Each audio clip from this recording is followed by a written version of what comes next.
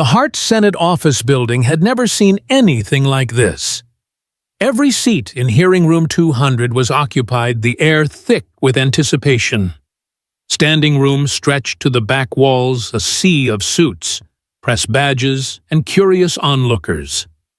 The press gallery overflowed with correspondents from CNN, Fox News, MSNBC, BBC, and networks spanning the globe, their cameras trained on the center of the room.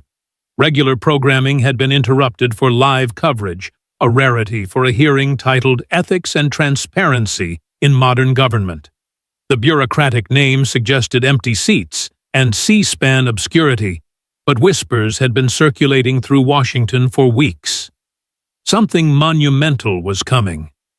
Thung-E-C John Kennedy, the sharp-witted Republican from Louisiana, had requested to testify.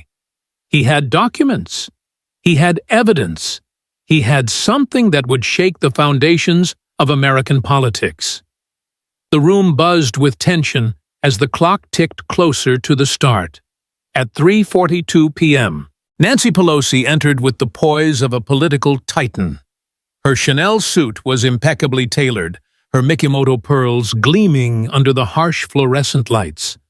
Her smile was practiced predatory, the kind that had crushed opponents for 4 decades. She moved with the confidence of someone who owned every room she entered, every negotiation, every political battle. Pelosi had come to assert her dominance, to remind Washington who held true power. She was here to dismantle John Kennedy, the folksy senator who dared to challenge her legacy. She believed she would leave this room unscathed, her dynasty intact. She was wrong. At the witness table sat John Kennedy, his demeanor calm, almost understated.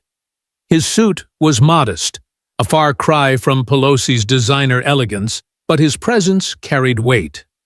The senior senator from Louisiana, known for his razor-sharp wit and Southern charm, was no stranger to tough fights. His eyes, steady and piercing, scanned the room briefly before settling on the manila folder before him.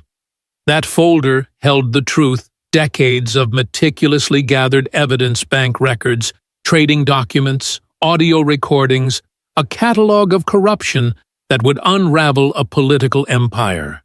Kennedy wasn't here for theatrics or personal gain. He was here to honor a principle that public service should never be a path to personal enrichment. The contrast between the two figures was stark. Pelosi, the embodiment of Washington's elite, her wealth and influence built over decades of political maneuvering. Kennedy, the son of Louisiana, whose plain-spoken style masked a brilliant legal mind and an unshakable commitment to accountability. Wealth versus integrity. Power versus principle. The past versus the future of American leadership. The cameras captured it all, zooming in on Pelosi's calculated smile and Kennedy's quiet resolve.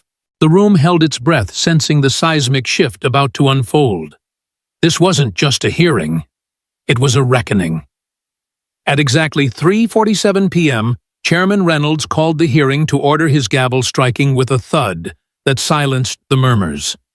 The silence was heavy, the kind that precedes earthquakes or battles, the kind that signals history is about to change.